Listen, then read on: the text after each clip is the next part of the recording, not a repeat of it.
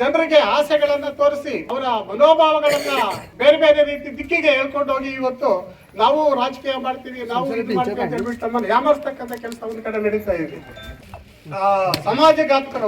ಸಮಾಜಘಾತಕರಿಗೆ ಏನಾದ್ರೂ ನಾವು ಇವತ್ತು ಅವಕಾಶಗಳು ಕೊಟ್ಟರೆ ನಿಜವಾಗ್ಲೂ ಕೂಡ ಮುಂದೆ ತುಂಬಾ ತೊಂದರೆ ಆಗ್ತಕ್ಕಂಥ ಒಂದು ಸಂದರ್ಭ ಬರ್ತದೆ. ಸಮಾಜಘಾತಕ ಅಂತ ತಾವು ಮಾತಾಡ್ತಿರಲ್ಲ, ನೀವು ಮಾಡಿರೋಂಥ ಕೆಲಸ ಏನು? ಸಮಾಜಕ್ಕೆ ಹಿತ ಮಾಡೋಂಥ ಕೆಲಸನ ಹಲ್ಲೆ ಮಾಡೋಂಥದ್ದು, ಒಬ್ಬ ಮನುಷ್ಯನ ಮೇಲೆ ದಬ್ಬಾಳಿಕೆ ಮಾಡೋಂಥದ್ದು, ಹೊಡೆಯೋದು ಬಡಿಯೋದು. ನಾವು ಮಾಡಿದರೆ ಆರೋಗ್ಯದ ಕ್ಯಾಂಪ್ ಮಾಡಿ ನಾವೇನೋ ಜನಗಳಿಗೆ ಸರಿ ದಾರಿಯಲ್ಲಿ ತೊಗೊಂಡೋಗೋಂಥ ಕೆಲಸ ಮಾಡಿ ನಮ್ಮ ಕೈಲಾಗಿ ಸಹಾಯ ಮಾಡಿ ಒಂದು ಕಣ್ಣು ಆಪ್ರೇಷನ್ ಮಾಡಿಸಿದ್ವೋ, ಒಂದು ಗರ್ಭಕೋಶದ ಆಪ್ರೇಷನ್ ಮಾಡಿಸಿದ್ವೋ, ಇಲ್ಲ ಒಂದು ಕನ್ನಡಕ ಕೊಟ್ಟಿದ್ದೀವೋ, ಇಲ್ಲ ಒಂದು ಕಿವಿಗೆ ಮಿಷಿನ್ ಕೊಟ್ಟಿರ್ತೀವೋ, ನಾವೇನೋ ಬಡವ್ರಿಗೆ ಅನುಕೂಲ ಆಗಲಿ ಅಂತ ಕೊಟ್ಟಿದ್ದೀವಿ. ನೀವು ಕೊಡಿ, ನೀವು JDS ಪಕ್ಷದ ನಿಷ್ಠಾವಂತ ಕಾರ್ಯಕರ್ತ, ನೀವು ಮಾಡಿ ಆರೋಗ್ಯದ ಕ್ಯಾಂಪ್ ಮಾಡಿ, ಪೆನ್ಷನ್ ಕ್ಯಾಂಪ್ ಮಾಡಿ, ಸಾರ್ವಜನಿಕರಿಗೆ ನೀನು ಚೇರ್ಮನ್ ಆಗಿದ್ದಂಥವ್ರು ನೀವು ಸಹಾಯ ಮಾಡಿ. ಒಬ್ಬ ಹೊಟ್ಟೆ ಹಸಿತಾ ಇರ್ತಕ್ಕಂಥ ಒಬ್ಬ ಮನುಷ್ಯನಿಗೆ ಊಟ ಇಟ್ಬಿಟ್ಟು ಹಸಿ ಇರ್ತಕ್ಕಂಥ ಮನುಷ್ಯ ಅವನ ಒಂದು ಮನೋಭಾವ ಹೆಂಗಿರ್ತದೆ ಅಂತ ಹೇಳಿದ್ರೆ, ಸದ್ಯಕ್ಕೆ ಊಟ ಸಿಕ್ಕಿದ್ರೆ ಸಾಕಪ್ಪ ನಾನು ತಿನ್ಬೇಕಂತಕ್ಕಂಥ ಒಂದು ಪರಿಸ್ಥಿತಿ ಇರ್ತಕ್ಕಂಥ ಒಬ್ಬ ಮನುಷ್ಯನಿಗೆ ಯಾರೋ ಒಬ್ಬ ಊಟ ಇಟ್ಬಿಟ್ಟು ನಾನು ಅವ್ರು ಊಟ ಮಾಡಿದ್ದೀನಿ, ಊಟ ಕೊಟ್ಟಿದ್ದೇನೆ ಅಂತ ಮೈಕ್ ಮೇಲೆ ಅನೌನ್ಸ್ ಮಾಡ್ತಾ ಇದ್ದಾರೆ. ಅವ್ನು ಊಟ ಮಾಡ್ತಕ್ಕಂಥ ಒಂದು ಪರಿಸ್ಥಿತಿ ಹೆಂಗಿರ್ತದೆ ಹೇಳಿ, ಹೆಂಗಿರ್ತದೆ ಅವ್ನಿಗೆ? ಊಟ ಮಾಡಕ್ ಬೇಡ, ಆ ಊಟ ಮಾಡೋದಕ್ಕಿಂತ ಸಾಯೋದ್ ಮೇಲೆ ಪಡ್ತಕ್ಕಂಥ ಒಂದು ಯೋಚನೆ ಬಂದ್ಬಿಡ್ತದೆ ಅವನಿಗೆ. ಅಂತ ಒಂದು ಜನರ ಮನೋಭಾವಗಳ ಜೊತೆ ಇವತ್ತು ಆಟ ಆಡ್ತಾ ಇದ್ದಾರೆ ನಮ್ಮ ಕ್ಷೇತ್ರದಲ್ಲಿ. ಈ ಸಮಾಜ ಸುಧಾರಕರು ಅಂತ ಹೇಳ್ಬಿಟ್ಟು ಅಥವಾ ಸಮಾಜ ಸೇವೆ ಮಾಡ್ತಕ್ಕಂಥವ್ರು ಅಂತ ಹೇಳ್ಬಿಟ್ಟು ಇವತ್ತು ನಮ್ಮ ಬೆಂಗಳೂರಲ್ಲಿ ಅಥವಾ ಅಲ್ಲಲ್ಲಿ ಬೇರೆ ಬೇರೆ ಕಡೆ ಒಂದು ಯಥೇಚ್ಛವಾಗಿ ಬೇರೆ ಬೇರೆ ರೂಟ್ಗಳಿಂದ ದುಡ್ಡು ಹೊಡೆದು ಇಲ್ಲಿ ಬಂದು ದುಡ್ಡು ಸುರಿಯೋದು, ಜನರ ಮನೋಭಾವಗಳ ಜೊತೆ ಆಟ ಆಡಿಕೊಂಡು ಆ ಮನೋಭಾವಗಳ ಅವರ ಒಂದು ಏನಿದೆ ಆ ಮನೋಭಾವಗಳ ಜೊತೆ ಆಟ ಆಡ್ಕೊಂಡು ಇವತ್ತು ನಾವು ಸಮಾಜ ಸೇವೆ ಮಾಡ್ತಾ ಇದ್ದೀವಿ ಅಂತ ಹೇಳಿ ಇವತ್ತು ಜನರ ಜೊತೆ ಇವತ್ತು ನಮ್ಮ ಕ್ಷೇತ್ರವನ್ನ ಒಂದು ಹಾಸ್ಯಪೂರ್ವಕ ಕ್ಷೇತ್ರವನ್ನ ಮಾಡೋದಕ್ಕೆ ಇವತ್ತು ಹೊರಟಿದ್ದಾರೆ. ಅದನ್ನ ನಾವೆಲ್ಲರೂ ಕೂಡ ಆಲೋಚನೆ ಮಾಡಬೇಕು. ಇವತ್ತು ಅಭಿವೃದ್ಧಿ ಕಡೆ ಗಮನ ಕೊಡ್ತಕ್ಕಂಥ ಶಾಸಕರು ಒಂದು ಕಡೆ ಇದ್ರೆ, ಜನರಿಗೆ ಆಸೆಗಳನ್ನ ತೋರಿಸಿ ಬೇರೆ ಬೇರೆ ಅವರ ಮನೋಭಾವಗಳನ್ನ ಬೇರೆ ಬೇರೆ ರೀತಿ ದಿಕ್ಕಿಗೆ ಹೇಳ್ಕೊಂಡು ಹೋಗಿ ಇವತ್ತು ನಾವು ರಾಜಕೀಯ ಮಾಡ್ತೀವಿ, ನಾವು ಇದು ಮಾಡ್ತೀವಿ ಅಂತ ಹೇಳ್ಬಿಟ್ಟು ನಮ್ಮನ್ನು ಯಾಮರ್ಸ್ತಕ್ಕಂಥ ಕೆಲಸ ಒಂದು ಕಡೆ ನಡೀತಾ ಇದೆ. ಇದನ್ನ ಎಲ್ಲಾ ಜನರು ಮನಗಾಡಬೇಕಾಗಿದೆ. ಯಾಕಂದ್ರೆ ಇವತ್ತೇನಾದ್ರೂ ನಾವು ಅಂತ ಒಂದು ಒಬ್ಬ ಸಮಾಜಘಾತಕರಿಗೆ ಏನಾದ್ರೂ ನಾವು ಇವತ್ತು ಅವಕಾಶಗಳು ಕೊಟ್ಟರೆ ನಿಜವಾಗ್ಲೂ ಕೂಡ ಮುಂದೆ ತುಂಬಾ ಅದರ ಒಂದು ಕ್ಷೇತ್ರಕ್ಕೆ ತುಂಬಾ ತೊಂದರೆ ಆಗ್ತಕ್ಕಂಥ ಒಂದು ಸಂದರ್ಭ ಬರ್ತದೆ. ಹಾಸ್ಪಿಟಲ್ಗೆ ಒಂದು 10 ರೂಪಾಯಿಗೆ ಒಂದು 1000 ರೂಪಾಯಿ ಕೊಟ್ರೆ ಅದನ್ನು ಚೆಕ್ ಹಿಡಿದು ಅದನ್ನ ಈ ಒಂದು ಕೊಡೋದು ಎಲ್ಲ ಇದು ಮಾಧ್ಯಮಗಳ ಮಾಹಿತಿ ಕೊಡೋದು. ನಾವು ಇಷ್ಟು ದಾನ ಮಾಡಿದ್ದೀವಿ, ಇಷ್ಟು 10,000 ದಾನ ಮಾಡಿದ್ದೀವಿ, ಒಂದು ಬಲ್ಬ್ ದಾನ ಮಾಡಿದ್ದೀವಿ, ಇಲ್ಲ ಒಂದು ಆಹಾರ ಪ್ಯಾಕೆಟ್ ದಾನ ಮಾಡಿದ್ದೀವಿ, ಇವೆಲ್ಲ ಕೊಡೋದು. ಮೊನ್ನೆ ನೋಡ್ಬೋದು ನೀವು, ಯಾರೋ ಮೊನ್ನೆ ಒಂದು ಪೇಪರ್ ಸ್ಟೇಟ್ಮೆಂಟ್ ಒಂದು ಪ್ರೆಸ್ ಮೀಟಿಂಗ್ ಕೊಡ್ತಾ ಇದ್ರು. ಯಾರೋ ಒಬ್ಬ ಹೆಣ್ಣು ಮಗಳು ಅಧಿಕಾರಿ, ಒಬ್ಬ ಮಹಿಳಾ ಅಧಿಕಾರಿನ ಬೈದು ಜೈಲಿಗೆ ಹೋದಾಗ ಆತ ಜೈಲಿಗೆ ಹೋಗೋದಕ್ಕಿಂತ ಮುಂಚೆ ಒಂದು ಪ್ರೆಸ್ ಮೀಟ್ ಕೊಡ್ತಾ ಇದ್ಲು. ಏನೇನು ಕೊಟ್ಟು ಗೊತ್ತಾ? ನಾನು ಕೊರೋನಾ ಟೈಮ್ನಲ್ಲಿ ಆಹಾರ ಪ್ಯಾಕೆಟ್ ಕೊಟ್ಟಿದ್ದೀನಿ, ಅವರಿಗೆ ಅಷ್ಟು ಕೊಟ್ಟಿದ್ದೀನಿ, ನಾನು ಇಷ್ಟು ಕೊಟ್ಟಿದ್ದೀನಿ, ನಾನು ಕ್ಷೇತ್ರಕ್ಕೆ ತುಂಬಾ ಅನುಕೂಲ ಮಾಡಿದ್ದೀನಿ, ನಾನು ಕೊರೋನಾ ಟೈಮ್ನಲ್ಲಿ ಇದೇ ಏನೇನೋ ಇದು ಫುಡ್ ಪ್ಯಾಕೆಟ್ ಕೊಟ್ಟಿದ್ದೀನಿ ಅಂತ ಹೇಳ್ಬಿಟ್ಟು ಎಲ್ಲ ಪ್ರೆಸ್ ಅವ್ರಿಗೆ ಒಂದು ಇದು ಕೊಟ್ಟರು, ಪ್ರೆಸ್ ಮೀಟ್ ಕೊಟ್ಟರು. ಅದೆಲ್ಲ ಸರ್ ಕೊಟ್ಟರು ಅಲ್ವಾ? ಅದನ್ನ ಕೊರೋನಾ ಟೈಮ್ನಲ್ಲಿ ಕೊಟ್ಟಿರ್ತಕ್ಕಂಥ ಒಂದು ಫುಡ್ ಪ್ಯಾಕೆಟ್ಗಳನ್ನ ಇವತ್ತು ಒಂದು ಹೆಣ್ಣು ಮಗಳನ್ನ ಬೈದಿರೋದಕ್ಕೆ ಅದನ್ನ ಅಡ್ಡ ಇಟ್ಕೊಳ್ತಾನೆ ಅಂದ್ರೆ ಅವನು ಇವತ್ತು ನಾವು ನಾಯಕರಾಗಿ ಇವತ್ತು ಸ್ವೀಕಾರ ಮಾಡ್ತಕ್ಕಂಥ ದುಸ್ಥಿತಿ ಇವತ್ತು ನಾವು ಶ್ರೀಗಂಧ ತಾಲೂಕು ಬಂದಿದೆ. ಕಳ್ಳತನ ಮಾಡ್ಕೊಂಡು ದುಡ್ಡು ಬಲ್ಬ್ ಕೊಟ್ಟರೆ, ಒಂದು ಆಹಾರ ಪಟ್ಟ ಕೊಟ್ಟರು, ಒಂದು 10,000 ರೂಪಾಯಿ ದುಡ್ಡು ಕೊಟ್ರೆ ಅದನ್ನು ದೊಡ್ಡ ಪ್ರಚಾರ ಮಾಡ್ತಾರೆ. ಈ ಭಾಗದಲ್ಲಿ ಸ್ಮಾಲ್ ಯಾಮಾರ್ಸೋದೇ ಕೆಲಸ ಆಗ್ಬಿಟ್ಟಿದೆ. ಅವ್ರಿಗೆ ಯಾಮಾರ್ಸೋದೆ. ಒಂದು ಹೆಲ್ತ್ ಕ್ಯಾಂಪ್ ಮಾಡೋದು ಎಲ್ಲ ರೇಷನ್ ಕಾರ್ಡ್ ಸಿಗೋದು ಗೊತ್ತಲ್ಲ ಹಿಂಗೆಲ್ಲಾನು ರೇಷನ್ ಕಾರ್ಡ್ ತಗೊಳ್ತಾರೆ.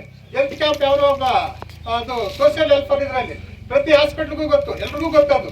ಪ್ರತಿಯೊಂದು ಹಾಸ್ಪಿಟ್ಲಲ್ಲಿ ಆ ಸೋಷಿಯಲ್ ಹೆಲ್ಪರ್ ಫಂಡಲ್ಲಿ ಇಷ್ಟು % ಅವರು ಹಳ್ಳಿ ಗ್ರಾಮೀಣ ಮಟ್ಟದಲ್ಲಿ ಅವ್ರು ಸೇವೆ ಮಾಡ್ತಕ್ಕಂಥ ಒಂದು ಕೆಲಸ ಆಗ್ಬೇಕು ಅಂತ ಹೇಳ್ಬಿಟ್ಟು ಯಾವುದೇ ಒಂದು ಹಾಸ್ಪಿಟ್ಲಲ್ಲಿ ಇರ್ಬೋದು, ಅದರದೇ ಆಗಿರ್ತಕ್ಕಂಥ ಒಂದು ಆಡಿಟಿಗೆ ಸಂಬಂಧಪಟ್ಟಿರ್ತಕ್ಕಂಥ ಒಂದು ನಿಯಮ ಇರ್ತದೆ. ಆ ನಿಯಮವನ್ನು ಅಳವಡಿಸ್ಕೊಂಡು ಇವತ್ತು ಇವ್ರು ಏನ್ ಮಾಡ್ತಾರೆ ಅಂತ ಹೇಳಿದ್ರೆ, ಯಾವುದೋ ಒಂದು ಹಾಸ್ಪಿಟ್ಲ್ ಅವ್ರು ಕರ್ಕೊಂಡು ಬರೋದು ಇಲ್ಲಿ ಕ್ಯಾಂಪ್ ಮಾಡಿಸೋದು, ಈ ಆಧಾರ್ ಕಾರ್ಡು ಮತ್ತೆ ರೇಷನ್ ಕಾರ್ಡ್ BPL ಕಾರ್ಡ್ ತಗೊಳ್ಳೋದು, ಅವ್ರು ಕಳ್ಸೋದು. ನಾವು ಮಾಡಿಸಿದ್ದೀವಿ, ನಾವು ಆಪರೇಷನ್ ಮಾಡಿಸಿದ್ದೀವಿ ಅಂತ ಹೇಳೋದು. ಅವ್ರು ಏನಂದ್ರೆ ಅದು ಕಾರ್ಡ್ ತಗೊಂಡು ಹೋಗ್ತಾರೆ, ಕೆಲಸ ಮಾಡ್ತಾರೆ. ಎಲ್ರಿಗೂ ಗೊತ್ತಲ್ಲ ಸರ್, ಅದು ಎಲ್ಲರಿಗೂ ಗೊತ್ತು. ಅದನ್ನ ನೀವು ಡೈವರ್ಟ್ ಮಾಡೋದು. ಈಗ ನಾವು ಇದು ಮಾಡಿಸಿದ್ದೀವಿ, ಇದನ್ನು ಕಿವಿ ಮಿಷನ್ ಕೊಡ್ಸಿದ್ದೀವಿ, ಅದು ಕೊಡ್ಸಿದ್ದೀವಿ, ಇದು ಕೊಡ್ಸಿದ್ದೀವಿ ಅಂತ. ಅದು ನಿಜವಾಗ್ಲೂ ಕೂಡ ಯಾಮಾರ್ಸಕ್ ಹೋಗ್ಬೇಡಿ. ಯಾರು ಕೂಡ ಅವ್ರ ಹಾಸ್ಪಿಟ್ಲ್ ಕೊಟ್ರೆ ಅದು ಹಾಸ್ಪಿಟಲ್ ದುಡ್ಡಲ್ಲಿ ಕೊಡ್ತಾರೆ ಹೊರತು ಯಾರು ಕೂಡ ಅವ್ರ ಸ್ವಂತ ದುಡ್ಡಲ್ಲಿ ಕೊಡಲ್ಲ. ಇದನ್ನ ನೀವು ಎಲ್ಲರೂ ಕೂಡ ಅರ್ಥ ಮಾಡ್ಕೋಬೇಕು. ಸಾರ್ವಜನಿಕ ವೇದಿಕೆಯಲ್ಲಿ ಈತ ಮಾತಾಡ್ತಾನೆ, ಏನೋ ಒಂದು ಕಡೆ ಸಮಾಜ ಸೇವಕರು ಬಂದಿದ್ದಾರೆ, ಅವ್ರು ಏನೋ ಒಂದಷ್ಟು ದಾನ ಧರ್ಮ ಮಾಡ್ತಾರೆ, ಅದನ್ನು ದೊಡ್ಡದಾಗಿ ಟಿ ವಿಗಳಲ್ಲಿ ತೋರಿಸೋಂಥದ್ದು, ಪತ್ರಿಕೆಗಳಲ್ಲಿ ಬರ್ಸೋಂಥದ್ದು, ಈ ರೀತಿ ಅಪಹಾಸ್ಯವಾಗಿ ಮಾತಾಡಿ ಒಂದು ರೀತಿ ನಮ್ಮನ್ನೆಲ್ಲ ಸಮಾಜಘಾತಕರು ಅನ್ನೋ ರೀತಿಯಲ್ಲಿ ಬಿಂಬಿಸಿರೋಂಥದ್ದನ್ನು ನಾವು ಅವರ ವಿಡಿಯೋನ ಕೇಳಿದ್ದೀವಿ. ಈ ಮನುಷ್ಯ ಸಮಾಜ ಮುಖ್ಯ ಕೆಲಸ ಮಾಡಬೇಕಾದ್ರೆ ಏನು ಮಾಡಬೇಕು? ಈ ರೀತಿ ಹಲ್ಲೆ ಮಾಡಬೇಕಾ? ಇಲ್ಲ ಈ ರೀತಿ ಹೊಡೆಯೋಂಥದ್ದಾಗಬೇಕಾ? ಇಲ್ಲ ತನ್ನ ಕುಟುಂಬನ ಬಿಟ್ಬಿಟ್ಟು ಬೀದಿಯಾಗಿ ರೌಡಿಗಳ ರೀತಿ, ಅವಿದ್ಯಾವಂತರ ರೀತಿ ಹೋಗಿ ಏಕಾಏಕಿ ಹಲ್ಲೆ ಮಾಡೋಂಥದ್ದು ಎಷ್ಟು ಸರಿ? ಸಮಾಜಘಾತಕ ಅಂತ ತಾವು ಮಾತಾಡ್ತಿರಲ್ಲ, ನೀವು ಮಾಡಿರೋಂಥ ಕೆಲಸ ಏನು? ಸಮಾಜಕ್ಕೆ ಹಿತ ಮಾಡೋಂಥ ಕೆಲಸನ ಹಲ್ಲೆ ಮಾಡೋಂಥದ್ದು, ಒಬ್ಬ ಮನುಷ್ಯನ ಮೇಲೆ ದಬ್ಬಾಳಿಕೆ ಮಾಡೋಂಥದ್ದು, ಹೊಡೆಯೋದು ಬಡಿಯೋದು. ನಾವು ಮಾಡಿದರೆ ಆರೋಗ್ಯದ ಕ್ಯಾಂಪ್ ಮಾಡಿ, ನಾವೇನೋ ಜನಗಳಿಗೆ ಸರಿ ದಾರಿಯಲ್ಲಿ ತೊಗೊಂಡೋಗೋಂಥ ಕೆಲಸ ಮಾಡಿ, ನಮ್ಮ ಕೈಲಾಗಿ ಸಹಾಯ ಮಾಡಿ, ಒಂದು ಕಣ್ಣು ಆಪ್ರೇಷನ್ ಮಾಡಿಸಿದ್ವೋ, ಇಲ್ಲ ಒಂದು ಗರ್ಭಕೋಶದ ಆಪ್ರೇಷನ್ ಮಾಡಿಸಿದ್ವೋ, ಇಲ್ಲ ಒಂದು ಕನ್ನಡಕ ಕೊಟ್ಟಿದ್ದೀವೋ, ಇಲ್ಲ ಒಂದು ಕಿವಿಗೆ ಮಿಷಿನ್ ಕೊಟ್ಟಿರ್ತೀವೋ, ನಾವೇನೋ ಬಡವ್ರಿಗೆ ಅನುಕೂಲ ಆಗಲಿ ಅಂತ ಕೊಟ್ಟಿದ್ದೀವಿ. ನೀವು ಕೊಡಿ.